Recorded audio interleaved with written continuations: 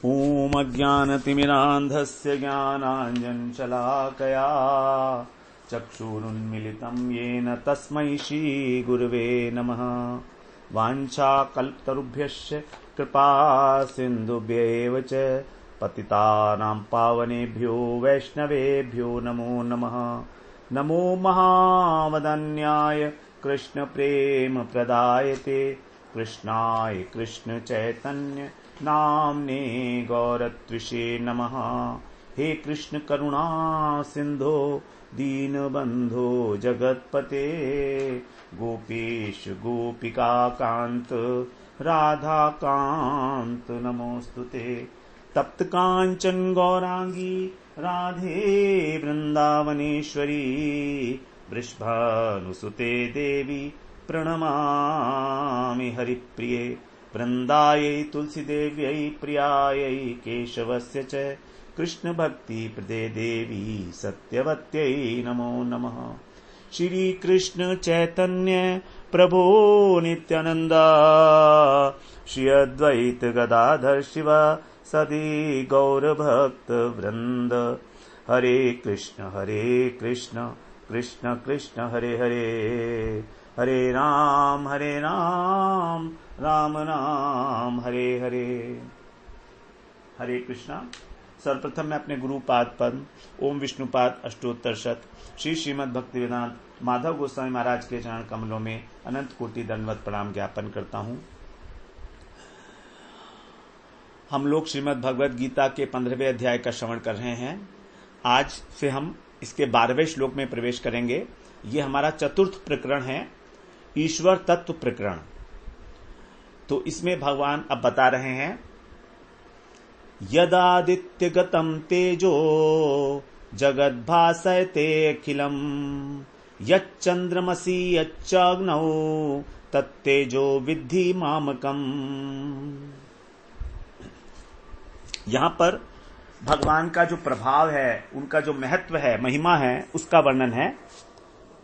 तो जो बात छठे श्लोक में भगवान ने बताई थी वो पूरी नहीं हो पाई थी। वहां पर छठे श्लोक में भगवान ने कहा था ना, न तद्भासयते सूर्यो न शशांको न पावकः यद गत्वा न निवर्तन्ते तद्धाम परमा मम। मेरा जो धाम है उसको ना तो सूर्य, न चंद्रमा और नाग्नि, इन तीनों में से कोई भी प्रकाशित नहीं कर सकता। तो उसी बात को यहां पर अब स्पष्ट कर रहे हैं, कह रहे हैं भगवान। यद आदित्य गतम तेजो, गतम का मतलब है प्राप्त होना, तो यत का मतलब जो आदित्य माने सूर्य, जो सूर्य को तेज प्राप्त हुआ है।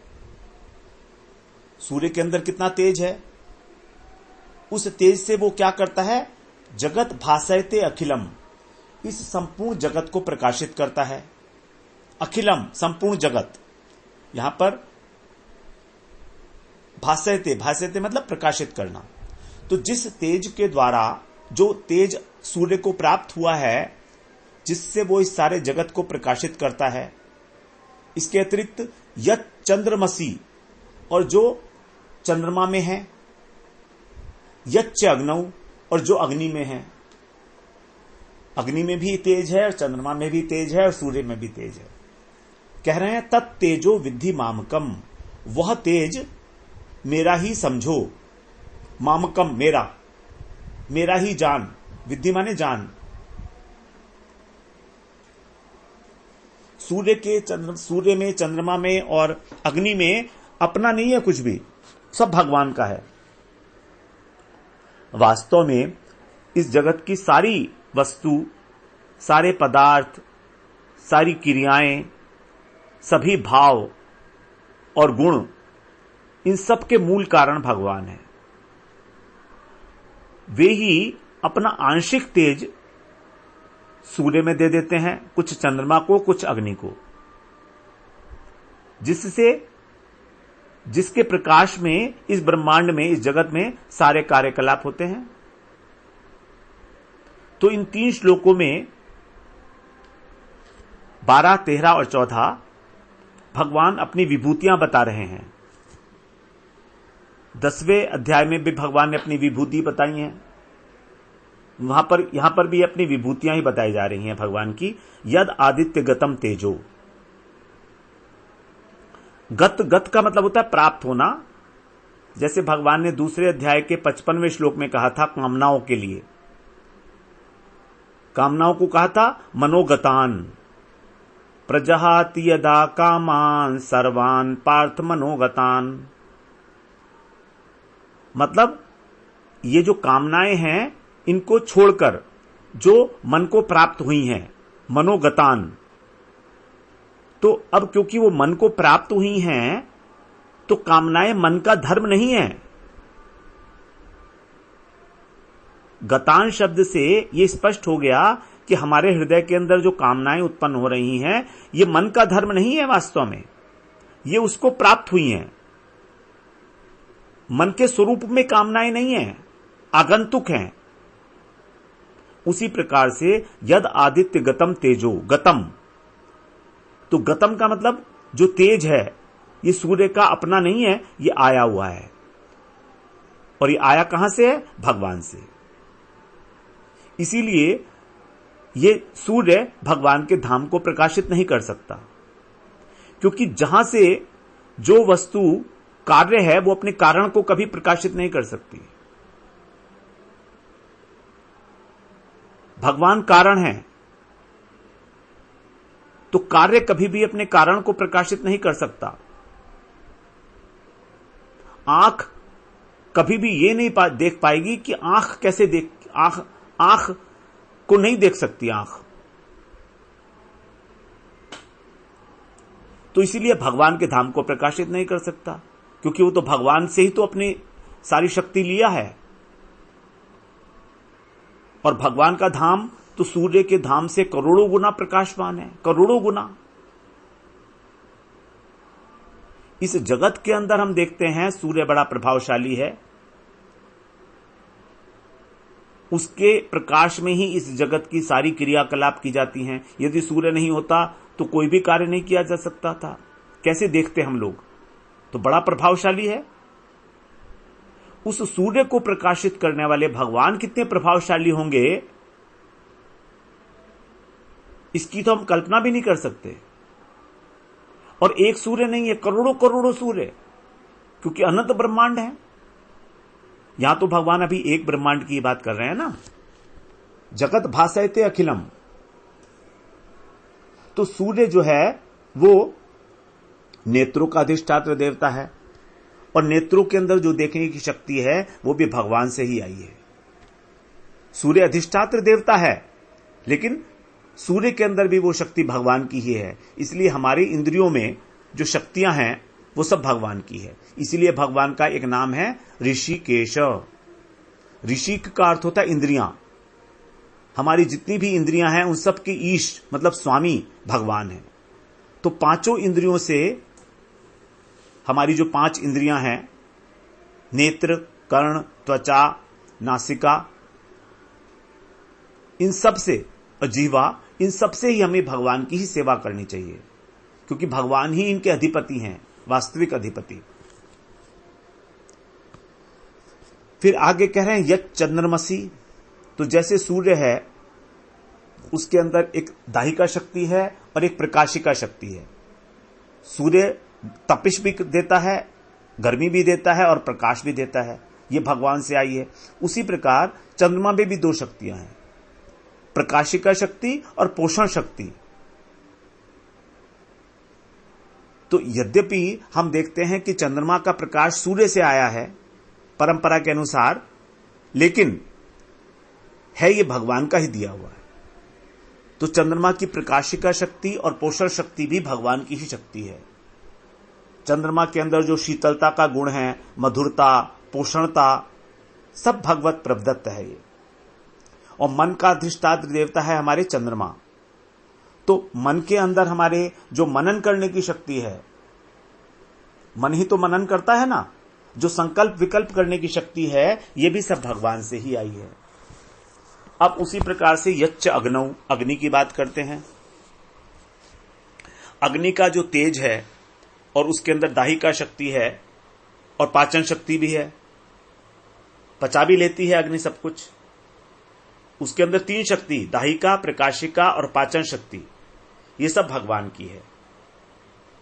और अग्नि मन का अधिष्ठात्र देवता है। तो वाणी में, हमारी वाणी में जो एक शक्ति है, क्या शक्ति है वाणी में, कि किसी भी गूढ़ से गूढ़ बात के अर्थ को प्रकाशित करने की क्षमता। हम जब भी कोई ग्रंथ पढ़ते हैं, शास्त्र पढ़ते हैं, भगवत गीता, भागवत इत्यादि, तो उनके जो अर्थ हैं, उस अर्थ को, उस तात्पर्य को प्रकाशित करने की जो क्षमता है हमारी वाणी में, हमारी बुद्धि में, वो सब भगवत प्रदत्त है।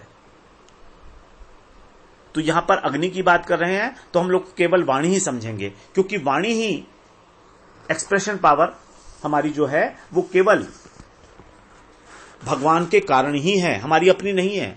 इसीलिए हमें कभी भी इस प्रकार का गर्व नहीं होना चाहिए कि मैं इस विषय को जानता हूं बहुत अच्छी तरह से। यदि भगवान की कृपा ना हो, यदि भगवान की तरफ से ये शक्ति ना दी गई होती, तो हमारी वाणी में भी इतनी सामर्थ्य नहीं थी कि हम शास्त्रों के अर्थों को तात्पर्य समझ सकते, बोल सकते, उसको बता सकते।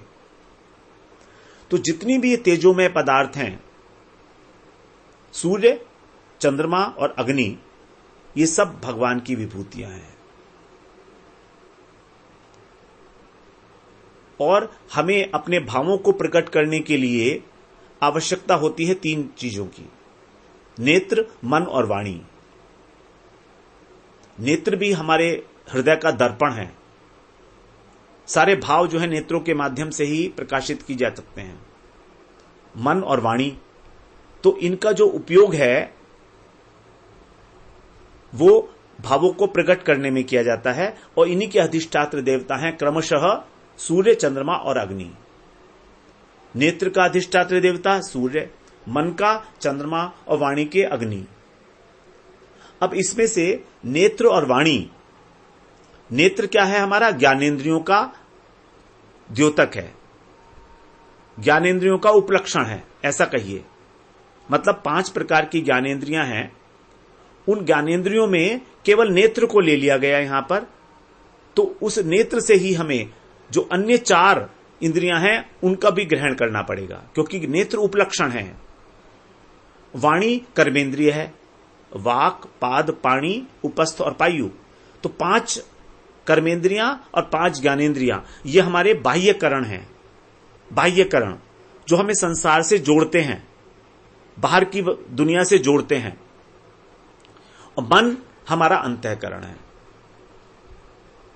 तो इस प्रकार से भगवान यहां पर प्रत्येक विषय में बता रहे हैं, क्योंकि पहले बताया ना, मन है षष्ठानि इंद्रियाणि प्रकृति स्थानी कर्षति।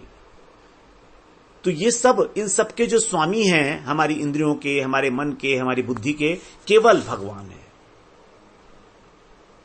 इन्हीं से हमें वस्तुओं का ज्ञान होता है। ये तीनों ही भगवान को प्रकाशित नहीं कर सकते, ना तो नेत्र, ना वाणी और न मन, बल्कि वास्तव में स्वयं ही उन्हीं से प्रकाशित होते हैं। इसलिए ये भगवान के ही हैं। तो हमें अपने नेत्रों को भगवान का, भगवान के दर्शन का के लिए लालायित होना चाहिए।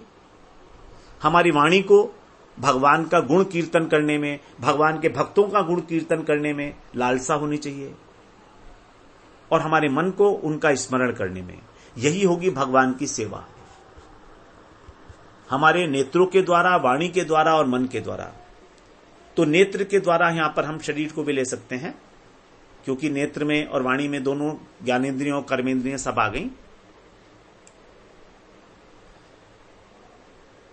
तो इस प्रकार से हमारी इंद्रियों के रूप में, हमारे मन के रूप में, हमारी वाणी के रूप में भगवान बिल्कुल हमारे पास ही बैठे हैं। जब भगवान हमारे पास बैठे हैं, और भगवान क्या हैं? भगवान आनंद सिंधु हैं, करुणा का सिंधु हैं। रसो वही सह आनंदैक मात्रम, उस आनंद सिंधु के अंदर हमारा निवास स्थान है। लेकिन फिर भी हम प्यासे के प्यासे ही रह जाते हैं। आनंद सिंधु मध्य तव वासा, बिनु जाने तू मरत पियासा। हम लोग आनंद सिंधु के वासी हैं, लेकिन फिर भी इस बात को ना जानकर इस जगत के अंदर भटक रहे हैं, मरुस्थल की तरह से। जैसे रेगिस्तान में एक प्यासा व्यक्ति पानी की खोज में भटकता है, उसी प्रकार से हम यहां भटक रहे हैं। लेकिन ये मरुस्थल नहीं है, यह आनंद का सागर है, मगर हम इस बात को जानते नहीं।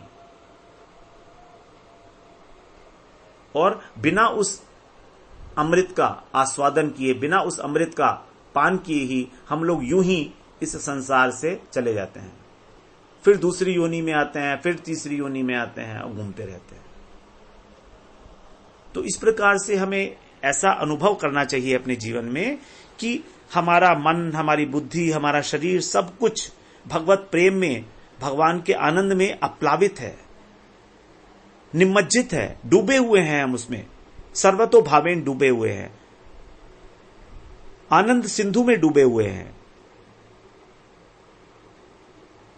हमारे रोम रोम में भगवान बसे हुए हैं।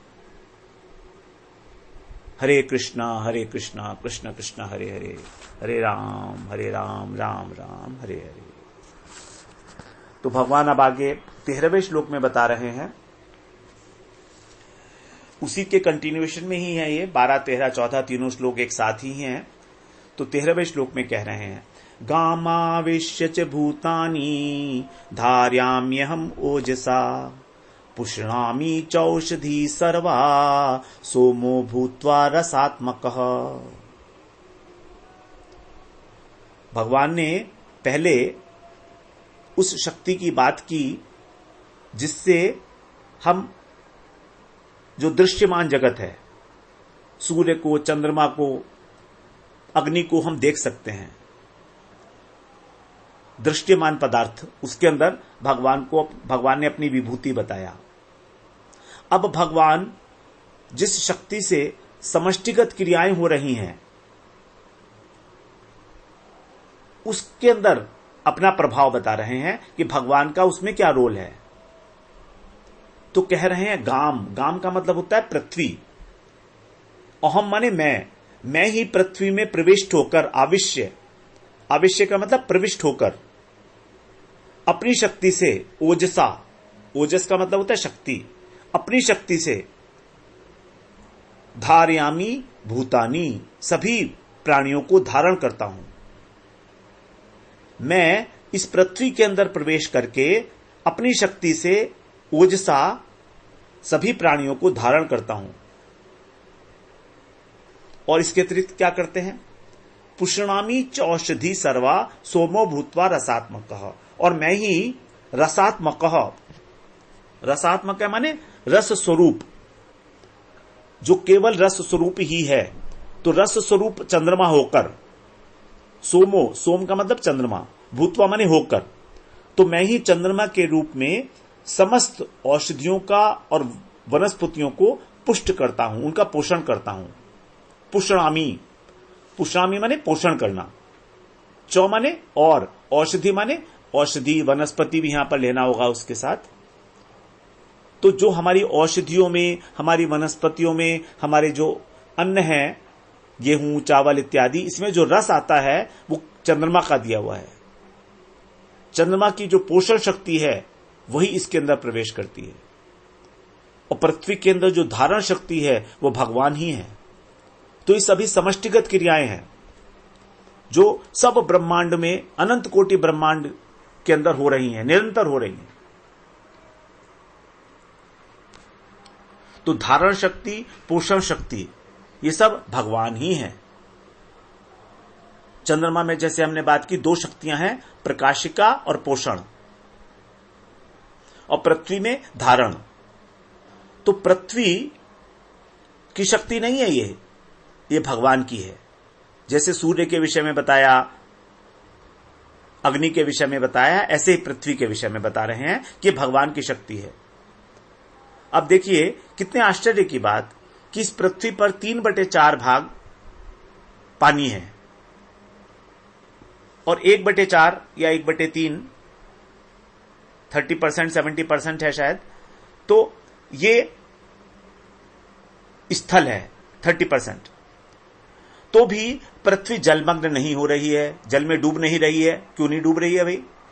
जब जल ज्यादा है तो पृथ्वी को जल में डूब जाना चाहिए, लेकिन ऐसा नहीं हो रहा है। यही है भगवान की शक्ति का प्रभाव। यदि हम अनुसंधान करें, इस बात को थोड़ा सा गहराई से समझें, तो देखिए कितने आश्चर्य की बात है। पृथ्वी जलमग्न नहीं हो पा रही है 70% वाटर होके भी। इसके अतिरिक्त पृथ्वी के अंदर उत्पादिका शक्ति है, गुरुत्वाकर्षण शक्ति है। यदि गुरुत्वाकर्षण शक्ति ना हो तो हम पृथ्वी पर ठहर ही नहीं सकते, हवा में उड़ जाएंगे। उसी प्रकार से चंद्रमा के अंदर पोषण शक्ति है और प्रकाशिका शक्ति है। प्रकाशिका शक्ति का भगवान पहले वर्णन कराए, चंद्रमसी यच्च अग्नौ तत्तेजो विद्धि मामकम। यहां पर अब भगवान उसकी पोषण शक्ति के विषय में अपना प्रभाव बता रहे हैं कि चंद्रमा के माध्यम से मैं ही सभी औषधियों को, सभी वनस्पतियों को पोषण करता हूं। चंद्रमा शुक्ल पक्ष में पोषक होता है, क्योंकि उसमें उसकी जो ज्योत्सना है उसके अंदर शीतलता होती है, एक मधुरता होती है, जिससे जितनी वनस्पति हैं, औषधि हैं, उनके अंदर रस का संचार होता है। उसकी जो अमृतमयी किरणें हैं, वृक्ष, लता, फल इत्यादि, वही चंद्रमा कृष्ण पक्ष में शोषक हो जाता है। तो यहां पर सोम का अर्थ चंद्रलोक है, चंद्रमंडल नहीं है। हम जो चंद्रमा देखते हैं इसको हम कहेंगे चंद्रमंडल। इसके अतिरिक्त एक चंद्रलोक है। तो हम लोग अपनी आंखों से चंद्रमंडल देखते हैं, चंद्रलोक नहीं देख पाते, वो इससे ऊपर स्थित है। वास्तव में चंद्रलोक तो सूर्यलोक से भी ऊपर स्थित है। 8वें अध्याय में हम लोगों ने इस बात की चर्चा की थी, जब वहां पर 2 प्रकार की गतियां बताई गई थी, देवयान और पितृयान। तब वहां पर हम लोगों ने इस बात की चर्चा की थी कि किस प्रकार शरीर छोड़ने के बाद और 2 प्रकार की गति प्राप्त होती है।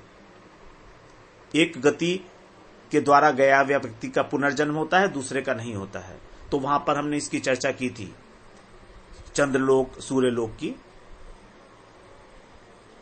तो ये जो अमृत है चंद्रलोक से ही इस चंद्रमंडल में आता है, और फिर चंद्रलोक से इस भूमंडल पर। पहले चंद्रलोक से चंद्रमंडल पर, चंद्रमंडल का मतलब जो चंद्रमा हम देखते हैं वो, और उसके बाद फिर पृथ्वी के ऊपर। औषधि का अर्थ होता है जो दोषों को काट दे, दोषों को खत्म करके गुणों को बढ़ाए, उसको कहा जाता है औषधि। तो भोजन जो है हमारे शरीर में जाकर 2 प्रकार के कार्य करता है। हमारा जो मल है, गंदगी है, उसको बाहर निकालता है, और शक्ति का संचार भी करता है। सोम नाम की एक औषधि भी है, जिसको कहा गया, जिसको कर्म कांड के अंदर यज्ञ इत्यादि जब किए जाते हैं तो कहते हैं ना सोमपान किया जाता है। तो उससे सोमपान करके वो अमृत की प्राप्ति करते हैं। तो जिस प्रकार हम जहां जहां जिस जिस फल में, वृक्ष में, लताओं में रस देखते हैं, फूलों में, ये सब चंद्रमा है। और यहां पर सब भगवान की शक्ति, पोषण शक्ति ये काम कर रही है। तो चंद्रमा में प्रवेश करके रस बनता है, और अग्नि में भगवान कह रहे हैं वो तेज। अग्नि की तो बात यहां पर नहीं थी, अग्नि की बात तो हम पहले कराए हैं। तो इस प्रकार से यहां पर 2 बातें बताई गई, धरती के विषय में और चंद्रमा के विषय में। अब आगे का श्लोक श्रवण करते हैं।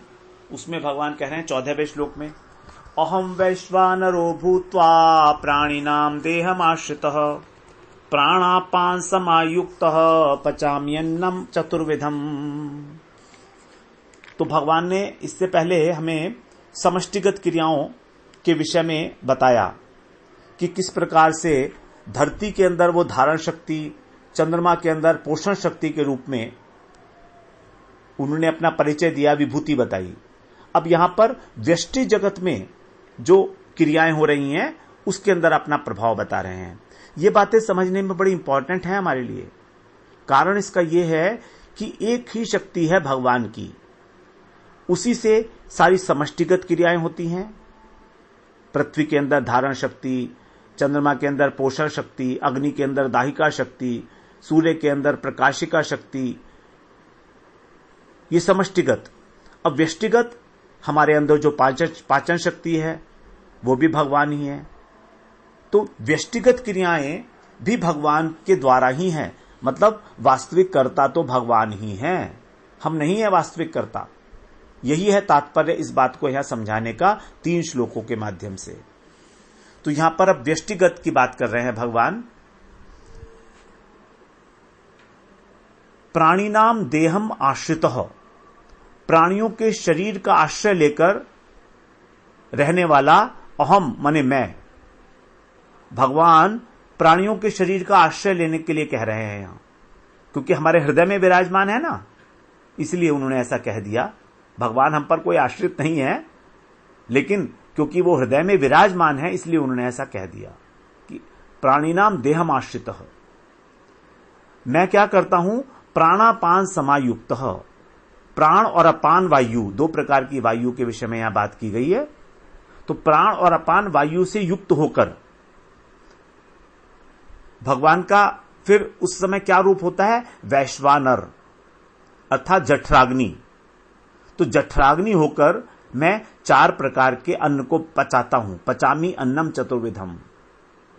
हम सोचते हैं ना हम पचा रहे हैं अपने अन्न को, जो हमने खाया भगवान पचा रहे हैं। भगवान कह रहे हैं जठराग्नि तो मैं ही हूं, तुम्हारी जठराग्नि मंद पड़ गई तो कैसे पचाओगे अन्न को। जठराग्नि अगर मंद हो तो अन्न नहीं पचता है, सच जानते हैं हम लोग। तो वही जो वैश्वानर के रूप में है वो भगवान है। तो 12वें श्लोक में अग्नि की प्रकाशिका शक्ति का वर्णन किया। अब यहां पर पाचन शक्ति का वर्णन कर रहे हैं। देखिए हर जगह भगवान बता रहे हैं सूर्य, चंद्रमा और अग्नि, इन तीनों की प्रकाशिका शक्ति का वर्णन 12 में कर दिया। 13 में पृथ्वी के अंदर धारण शक्ति का स्पेशल वर्णन हुआ इन तीनों के अलावा, और चंद्रमा में जो एक एक्स्ट्रा शक्ति थी पोषण, उसका वर्णन हुआ। और यहां पर अग्नि के अंदर जो एक एक्स्ट्रा पाचन शक्ति थी उसका वर्णन है।